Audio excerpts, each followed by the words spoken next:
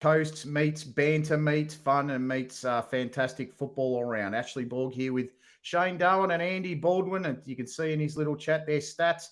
Tonight we have lost our skipper in Corey Hopper. He's a bit busy at work tonight. So cheers to you, Chop. We'll see you in the morning, mate. But yeah, how's it going, fellas? Bit wet out there. Just a little. You wouldn't want to be playing a game in my backyard. I know that at the moment, Ash. My backyard resembles a bit of a swamp. But speaking with you earlier, I think you'd said that Singleton had just about 0 mil of rain. So what a difference a couple of Ks makes. Yeah, we'd love a bit of rain. What about yourself on the Central Coast there, Stats? On the Central Coast, mate, we've had a bit of inclement weather all day. I mean, probably about 15 millimetres of rain happening up at Battle Bay. Apart from that, I reckon it's still going to be a quagmire for wherever everyone is this tomorrow. Yeah, so during what we probably need to broadcast anyone that's watching this or anyone that goes on Spotify in the morning is that you'll need to be very diligent in looking at the AFL Hunter Central Coast seniors and juniors Facebook pages over the weekend for any ground closures or cancellations. We already know that the Terrigal Avoca versus Warners Bay fixtures have been called off. Any game at Hylton Moore is not being played tomorrow. That's already been updated in the system in Play AFL. So just for everyone's awareness there, if you're watching us live, great. If you tune in the morning, just know that any game at Hylton Moore Oval is off tomorrow. So unfortunate there, because that would have been a cracking match in both the Women's Cup and the Men's Cup. So over to the Black Diamond Women's Cup for the recap of round 13, fellas. Not a lot to recap, to be honest. 2 games where 2 sides scored over 150 and the other two losing sides didn't score. The first one we'll go to is Cardiff 23-24, 162. Terrigal no score. When we were following the game, I think Melina Ayres kicked 8 and Charlotte Day kicked 5, but Play AFL have taken that off, so we're not 100% sure. Sydney Boonstra, Hannah Murray, and Tamara Nicholas were best players for Terrigal Avoca, but once again, guys, the discrepancy between the best and the haves and the have-nots in the Women's Cup has been really brutally exposed this weekend. Yeah, it sure has, Ash. And I threw a stat at you last Saturday night after looking through the last 5 rounds. And that's the last 5 rounds, the losing teams combined over 5 rounds of football have scored 25 points. That's for every team combined. And the winners have scored 1,886. So that really does show that gulf between those top tier and the lower tier sides. We know it. We know it's there. All we can do is work on making that a bit more even as the years go on. Yeah. No, I agree with you there, boys. I mean, there's a lot of different. It's gonna be really tough for anyone. I mean, of the top 3 you mentioned. I mean, I was there at Parsifeld Oval to witness that. I mean, they could have won by 200 if they kicked straight into the last quarter. That's what it was. Unfortunately for the Terrigal supporters, but give them credit. I mean, they're going to be the team that can be. They're going to keep going. They're going to keep trying each week, and who knows? I mean, maybe get that 4th spot as a luck chance. Yep, no worries, Andy. And the second game, mate, Killarney Vale 23-16, 154. It was the Bar TV match of the round on Past Players Day. The entrance Battle Bay came and they tried hard, but they couldn't put a score on the board. We had 3 players kick 5 goals each. Jackie Green, Mia Wilson, and Taya White kicked 5 goals each. Shout out to Taya White, who plays her 50th match for Killarney Vale tomorrow. Holly Gibbons, Kristen Kessler, and Emily Thompson were just on fire. Emily Thompson on the wing, I don't think they got near her all afternoon, the entrance Battle Bay girls. But for the away team, Imogen Gray, who's been best on ground, I think 3 weekends in a row now for the entrance Battle Bay. Not sure how the umpires see the voting, but I don't know if I'd be giving her a vote with 150-point loss. I think her club best and fairest is looking pretty good. Rachel Crane and Lucy McGeever were the best. And once again, Killarney Vale just did as they pleased for 4 quarters, really, fellas, and it was very one-sided.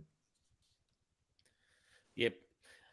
Not much more to say to that, Ash. I watched the game. I was obviously not filming last weekend, but I did watch the game. And as you said, just a one-sided demolition. There's too many stars across that Killarney Vale outfit. They've got good players all over the field. Mind you, their defensive line didn't get a huge workout. And, just too good for the entrance.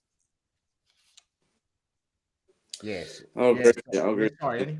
I can't say anything much about it. How do you think they would have shared it? I mean, three ways to do it. I mean, Chop would have been laughing. 3 bags in one game.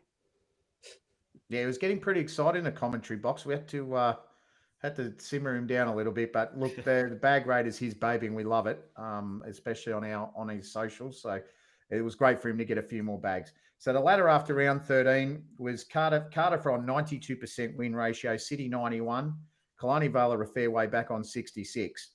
Fourth place at the moment is the entrance Bateau Bay, and they sit on 1/3 games won, 33%. Warners Bay 27, Terrigal Avoca and Singleton 18 and 10% respectively. Singleton giving away a forfeit to Newcastle City during the weekend. And for the goal kickers, Mia Wilson's 42. Charlotte Day, we believe, would be 34 or 35.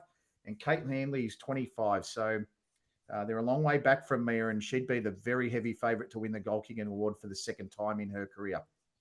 At only, I believe, 18, 19 years old. Yep. Yeah, she looks really hard to catch now, I think, with the games they've got coming up. She'll be tough to catch.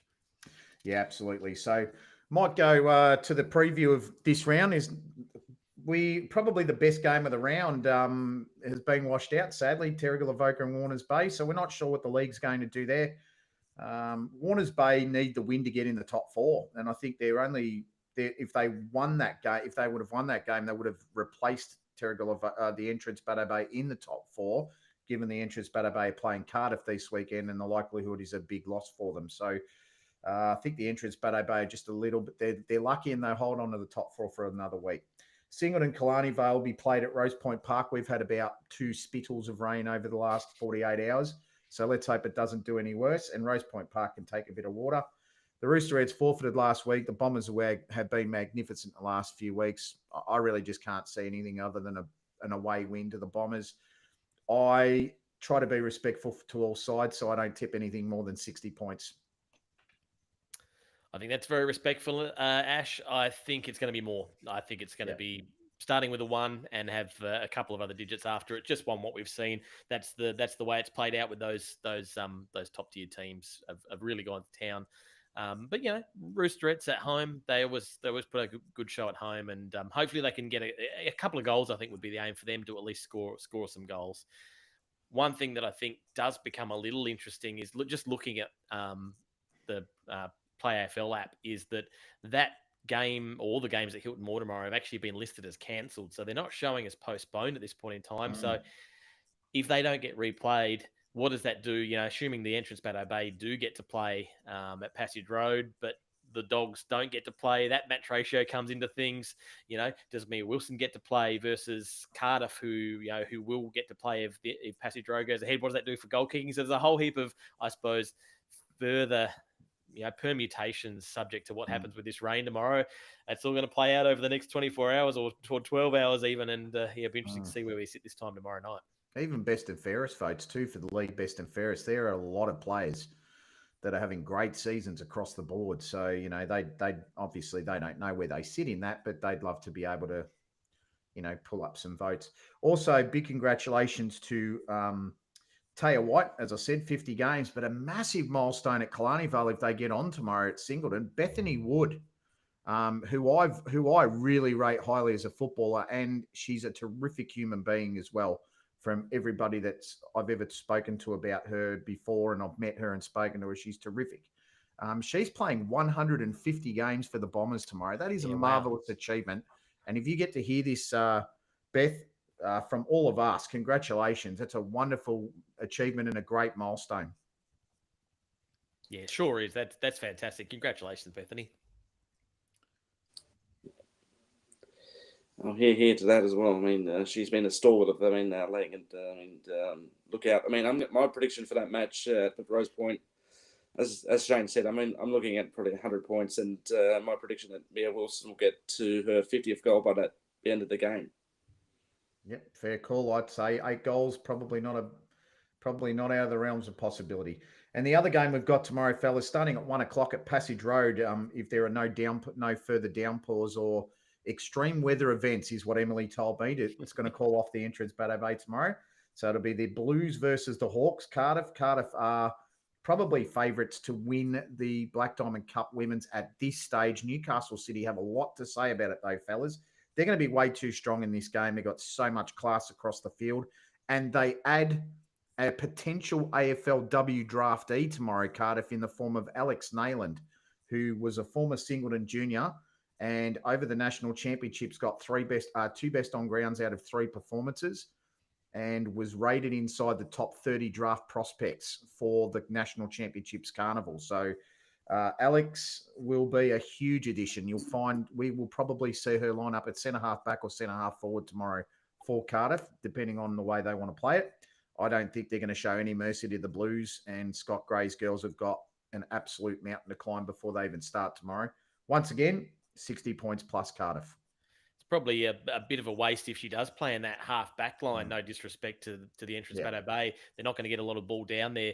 You sort of miss out on seeing a player of that class in those sort of games. Obviously, when they're up against the Killarney Vales and the Cities, it's a different story. It's a bit like Caitlin Pickett. I think she's one of the best players in the league, but she doesn't shine as much because the ball doesn't get down to the defensive line of Cardiff that often. They're so bloody good elsewhere. So, yeah, I think it's going to be a relatively one-sided game tomorrow.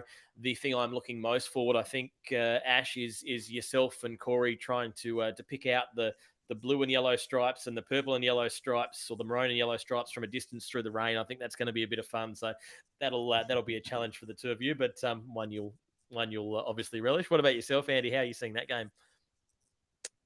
I can't say anything, boys, because I'm umpiring it. There we go. You better leave it to us then, mate. Look, I'm leaving it to you guys. Yeah, I think the monitor will be very helpful for Corey tomorrow. My binoculars, I hope they stand up. We'll go to the Black Diamond men's competition round 13 last weekend. Warners Bay, well, they had to overcome a very game Maitland last week. And speaking with Nathan Harkness, he's used some adjectives that we can't repeat on air. But Maitland were very good. And Warners Bay played like rubbish in the first half. And that's speaking from Nathan Harkness's summary. Simple as that. Xavier Russell killed them, apparently. In the third quarter, they started to come good after a healthy spray. Nothing better than a coach spray, fellas. I'm not sure we've all been on the back of one of those. Players reacted to it really well. And then they went on the march after halftime, kicking 9 goals to 3 to run out winners in the end. 11 goals, 10-76 to 8-9-57. Mark Dignam with 3 goals and Zach Munns with 2. Max Beavis, Seb Thomas and Luke Jack Skinner were best on ground for Warners Bay. And for Maitland Dixon, Sonny Dixon and Xavier Russell kicked 2 goals each. Riley Newstead always in the best for them. Charlie Walker and Zav Russell were best on. So Maitland were game, but they just weren't good enough when it counted. Yeah, I was keeping an eye on the scores over the course of Saturday, and Warners Bay kicked the first couple, and I thought to myself, "Oh, well, here we go. This will be, as everyone expected, maybe a little bit one-sided." I checked back in at half-time and had to refresh the app a few times to make sure it was showing me the right thing, because sure enough, Maitland were in front, which was absolutely fantastic. I was really excited for the Saints to be competitive.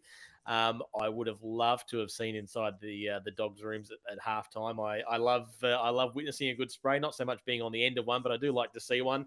And I think the Dogs reacted accordingly. Probably a bit of a wake up call that you can't take any team in that Black Diamond Men's Cup for granted. They on their day, any of those teams can match it. Warners Bay didn't learn it the hard way, but geez, they got a good scare. So full credit to Maitland for giving them a push. Stats. Well, I mean, I was just as shocked as you. I was looking at the scoreline thinking, is that what I'm ready? Maitland in front. I mean, I was thinking, we had this podcast, we mentioned about Warners Bay's last victory. They won by 2 goals, and then as it must have been a fire up the rocket, I mean, it must have followed what GWS did the night before. I mean, when they were down by 30 points and they absolutely trampled over the Swans. But well done to Coach Harkness. He's my early contender for Coach of the Year. Come Ellie Davey night. He's done really well to bring the Dogs from a tough loss last year in the elimination final, and now possibly pushing top 2 and getting the double chance. Yeah, spot on, mate. And I really like seeing the Big Dig kick another bag, or not bag. He got 3, and that's on top of his haul from last week. So looks as though he's starting to find a little bit for me. I he's probably been a little bit below where he was last year early in the season. And speaking to Mark earlier in the year, he had some off-season injury concerns, and he has taken a little while to come back. But a fit and firing Mark Dignam heading into the final series is almost like getting another player back, isn't it? Because he hasn't been great early in the year, and if he's starting to find some form, that's a really big uptick for what is already a really strong team. Yeah, a fit and firing Big Dig just makes them even more dangerous. Yeah, he's a very dangerous proposition, the Big Dig, and we love to see it. Terrigal Avoca, well, they didn't have a great deal of difficulty dispatching with the Hawks. 16-14, 110 to 8 goals, 452, 29-point lead. Turned into a destructive day out for the Panthers with Mackenzie Leecroft best on ground with Ethan Williams and Noah Cookman. For the Panthers, Finton Tricky and Marshall Muirhead, Will Ryan were best for Cardiff.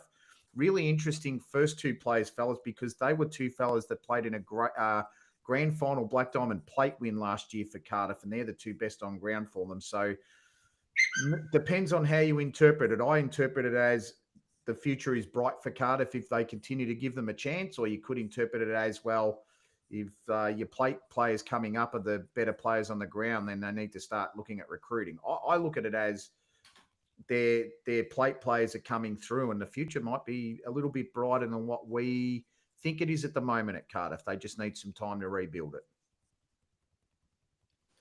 Yeah, listen, they will. Obviously, they're a proud club and a club with a great history, and they're a club with a great depth too. So they will, they've always got young talent coming through, so they'll feed into that. And this year hasn't been a great year for them. I think I already have called it that they can't make finals. I don't know whether I think mathematically there's still a chance, but they ain't making finals. But they'll rebuild, and I think the fact that they've got those plate players who are now stepping up into cup, they'll have junior players that will come through. That the next wave of the Max Kings and whatever else will start to make their way through into that team. And look out again next season for Carter for sure. Andy?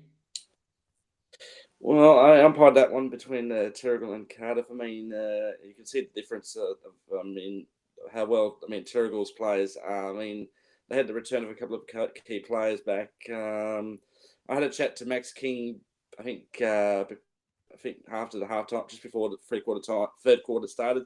He said that he's looking forward to coming back. Lockie McNamara is going to come back next year. So there's two definitely pedigrees coming back. They're looking at their plate side. There is a possibility of a couple of their under-17s making the move up. It was a tough year for Cardiff. On and off the field. And congratulations also to Jack Grimman Lee for winning the inaugural Danny Priest medal for best on ground. Yeah, terrific effort. And wouldn't it be great to see Lockie McNamara and Max King back at Cardiff next year?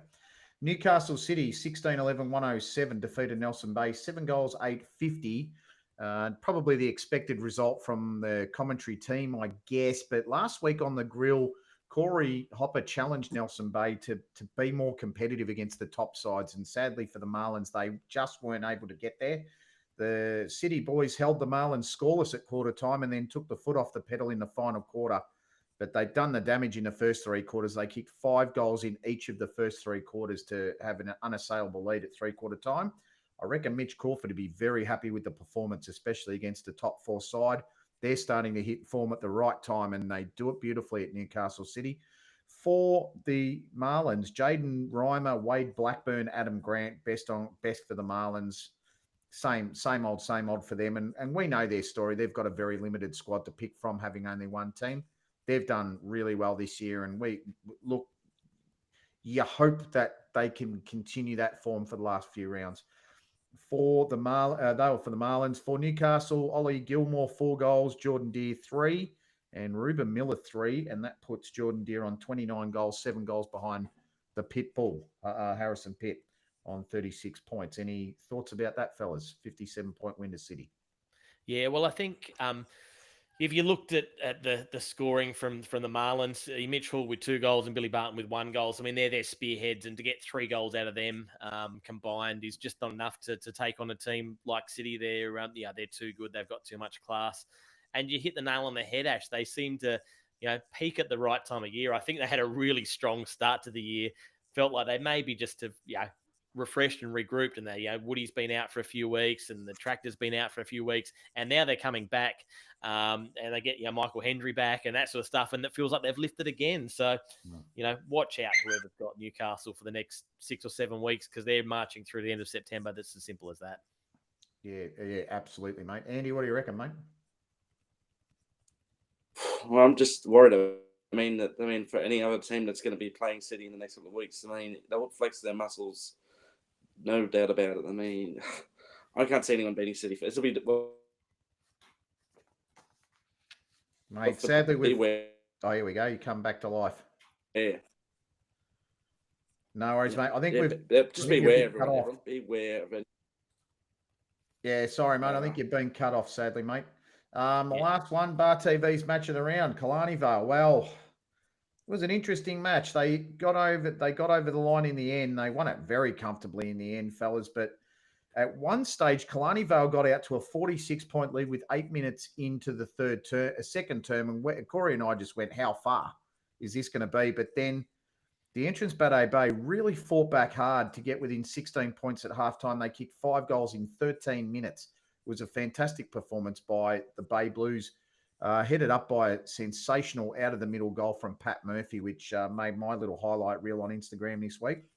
The Bombers then came out and kicked 5 unanswered goals. Michael Besley kicked 1 in the middle to give them some sort of semblance of life in the last term, but the Bombers slammed the door shut, kicked 4 goals to win comfortably. They kicked 9 goals to 1 after halftime, and the final margin was 68 points in the end.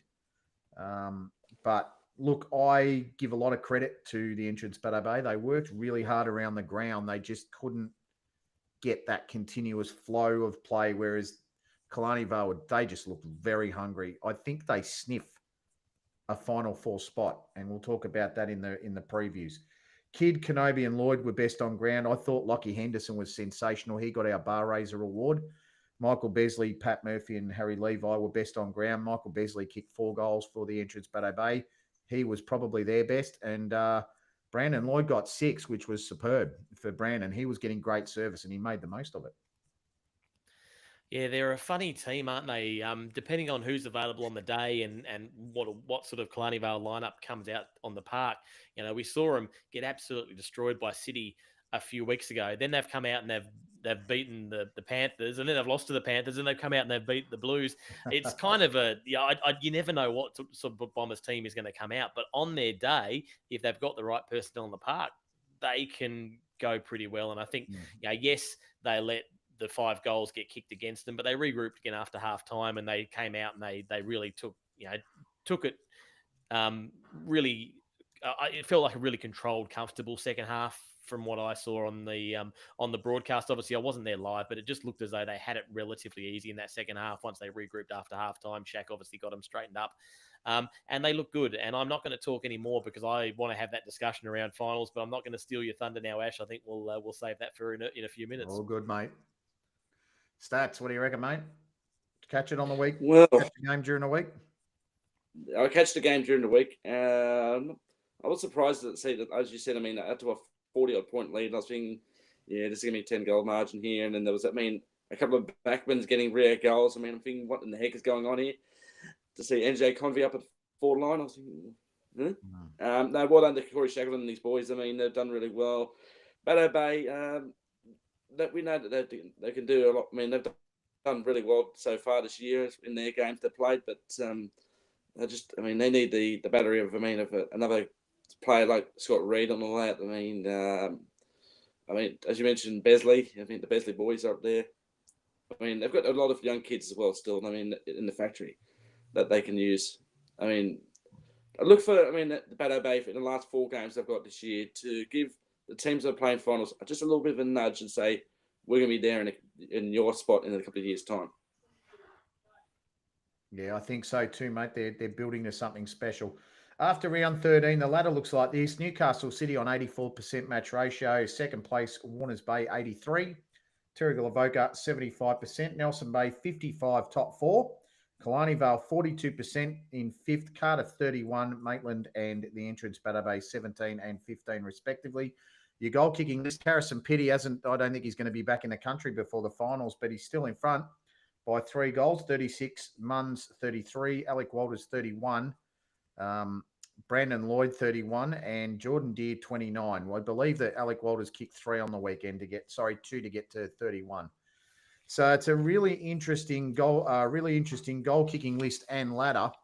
And had a bit of a look at it last night, actually. Don't see a great deal of change in the top 4. I still see Nelson Bay being there, but I do see Terry Galavoka. Well, I saw Terry Galavoka going past Warners Bay, but those calculations were before the washouts. So this weekend in the Black Diamond Men's Cup, as we do a bit of a preview, fellas, for round 14, there are now 2 washouts in the Black Diamond Men's Cup. The first one is at Dick Burwell Oval. Nelson Bay been confirmed, hasn't it now, Ash? Yeah, it's on Play AFL. So Nelson Bay versus Killarney Vale is now officially cancelled. Oh, wow. That must have happened in the last 10 minutes. I've just refreshed my screen and you're right. There we go. Yeah, yes, that's really unfortunate because that was their sponsors' day at Nelson Bay tomorrow. So that's a real shame for the club. And let's hope they either can replay it or reschedule the sponsors' day. They've got some great people there at the club. And also Terry Galavoka, Warners Bay, as we said at the top of the show. So if you're watching this show, please make sure you tune in to AFL, Hunter Central Coast Seniors and Junior Facebook pages. Regularly refresh them because it will be updated over the weekend. Even check the stories if you need to. So we've only really got 2 games to preview, fellas. And the first one I think is pretty open and shut. Newcastle City and Maitland, top versus bottom. City should be too classy. Maitland have never beaten Newcastle City, I think is a stat from Andy that went in our chat during the week. And I really don't see it happening here either. Newcastle City, if they play tomorrow at Max McMahon Oval, should do this one really comfortably. Yeah, listen, I can't disagree with anything you said there, Ash. I think they will do it comfortably, even if it's a little wet. I don't think that'll bother the City team. They've got smalls, they've got tools, they've got players who will play it anywhere. They like that sort of big open style oval that Max McMahon offers as well. So can't see that being any problem for them at all. They'll quite easily account for the Saints. So that's what do you reckon, mate? Are you part of this one? Yeah, I'm a part of this one. You are a part of this game, one, but no, I've got you guys this tomorrow. I just said I think City's going to be way too. City's going to be way too strong. Even though, I'm reckoning that Jordan Deere will get a bag at least. That ground at Max McMahon holds up rain really well out there, and since with the new drainage out there, and I would reckon that Maitland could push them for maybe a quarter and a half, but I can't see anyone getting anywhere near the ball. For Maitland, they'll get less than 5 goals. I hate to say it in Maitland sense, but they should get less than 5 goals tomorrow. Yeah, how unlucky are Maitland? Jack Woodhams hasn't been playing footy for the last 4 or 5 weeks, so he decides to make his comeback this week. So Sheriff Woody and the Tractor in the same team for the first time in about a month. Yeah. And the poor second from bottom side's got to cop it. So, and what have they done with Gilmore? Does Gilmore get a game, or does he get booted back to the twos? Oliver Gilmore, I think's gone back to reserve grade by the look of things. So Sheriff Woody kicks him out.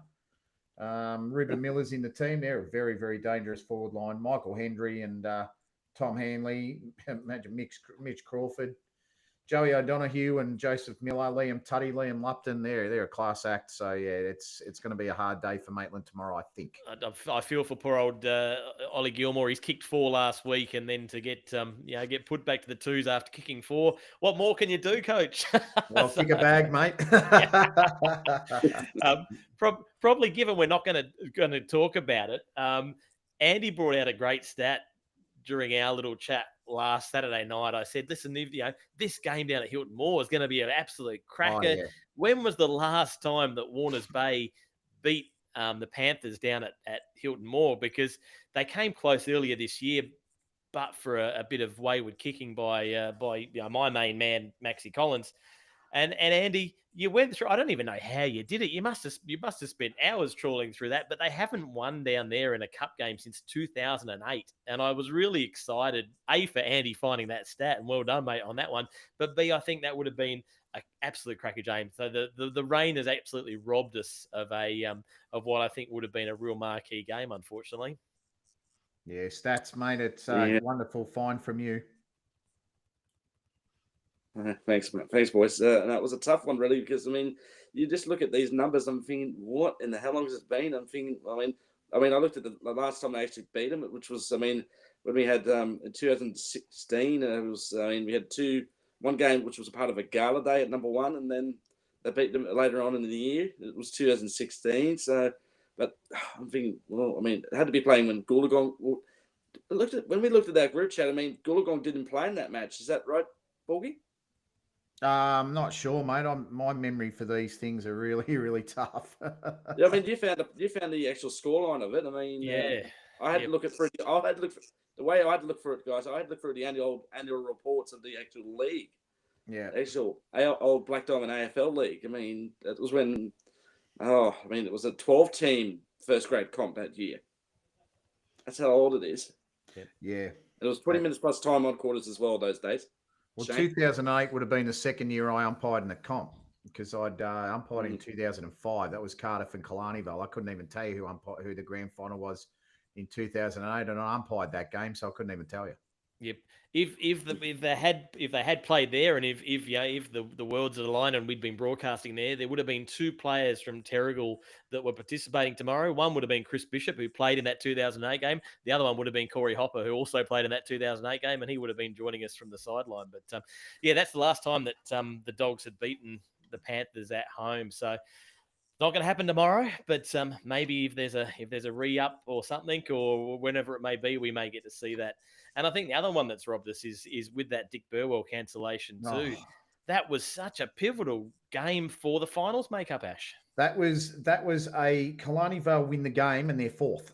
It was as simple as that, because they both would have been at 50% win ratio, and Killarney Vale have a better percentage than Nelson Bay. So, yeah, it's a real shame about the weather. I'm not sure whether they replay the games. As I said, tune into AFL Hunter Central Coast seniors and juniors Facebook pages, and Play AFL for our page, just to make sure of those details. But Corey Shackleton said it himself as I went to present Lockie Henderson with the bar raise. He goes, fellas, we don't actually deserve to be in the finals this year.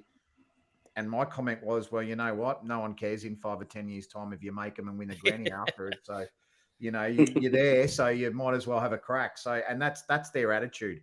We're there at the moment, so we're there now, so we might as well go for it, and give it our best. They would have been a pretty good shot tomorrow, I reckon, against Nelson Bay. I didn't tip them personally. I would have tipped Nelson Bay at home by about 2 or 3 goals, but Brandon Lloyd would have had a really good day tomorrow, and I reckon he's just been robbed of an opportunity to kick some goals.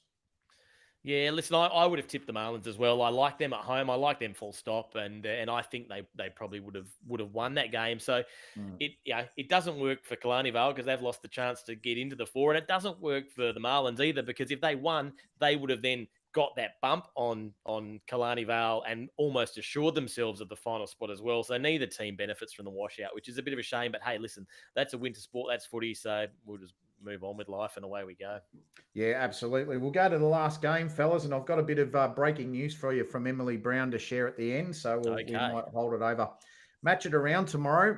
The entrance, Bateau Bay versus Cardiff at 3 p.m. Look, I will just sort of run through a bit of what I've got. The entrance played really well in spurts last week, and the second half of the second quarter showed that they could mix it with anyone, but the problem is they just don't do it for long enough, and they don't sustain the pressure. Cardiff have struggled in the first half of the year. Then they found form for about 3, maybe 4 weeks, and now they've gone back into their shell, sadly enough. Some below-par efforts against Nelson Bay and a couple of thumpings by Terrigal Avoca and Warners Bay in the last few weeks pretty much has killed off any hope of finals.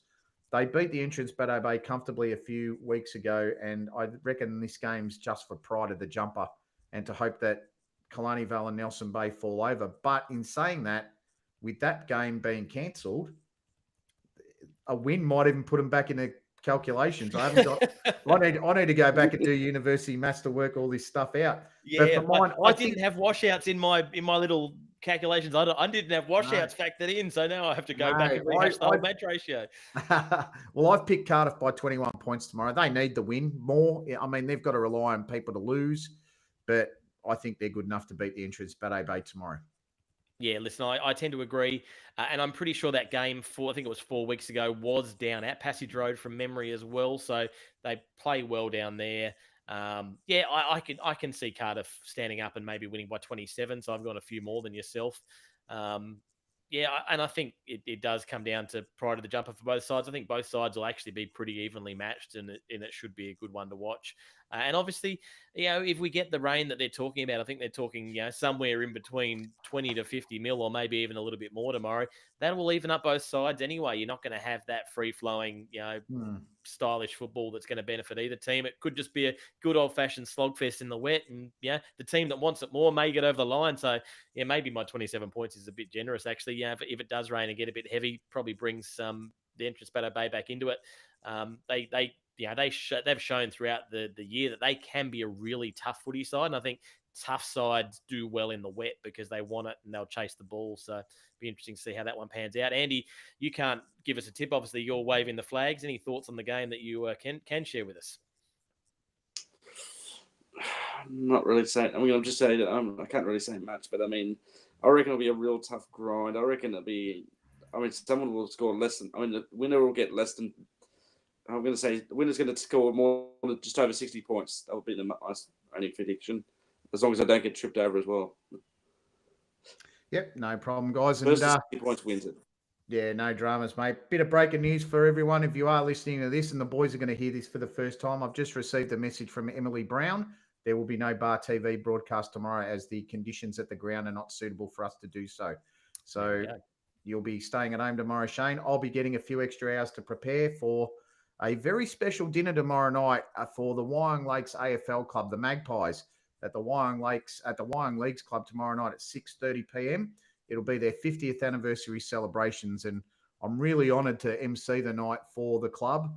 They've been very good to me since I've started commentating football and sports, and they've allowed me to do a lot of this type of stuff. So it's a real honour to work for them again tomorrow night, and I hope everyone, if you are listening and watching as a Wyong fan or even as a casual AFL fan that might be turning up tomorrow, I really hope you enjoy the night. There are some really famous players that have played, famous names that have played for Wyong. One of them is a Van Dam, and I know he was an uncle of the guys that played at Terrigal. So there's a lot of really good footballers that have come through that club. They've had some trials and tribulations and had some ups and downs. The 1980s was particularly lean for them, but in their second year of their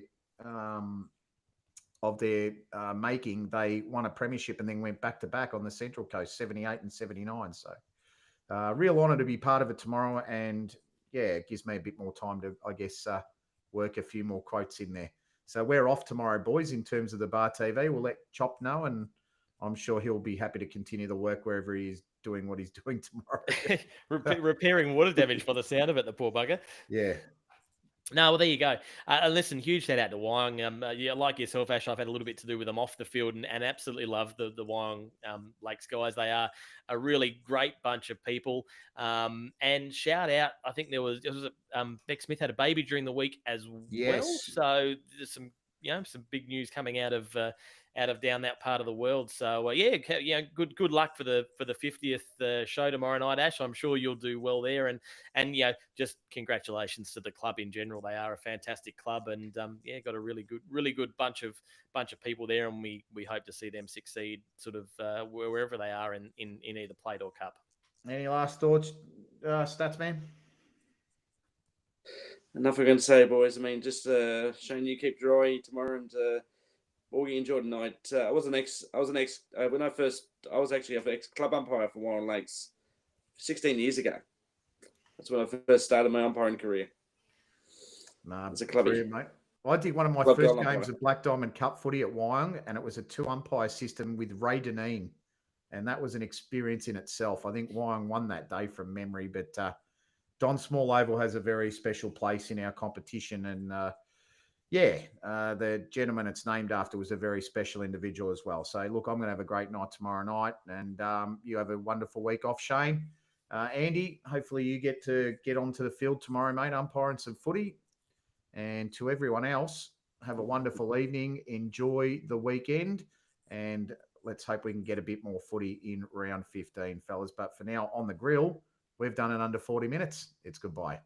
See ya. Bye.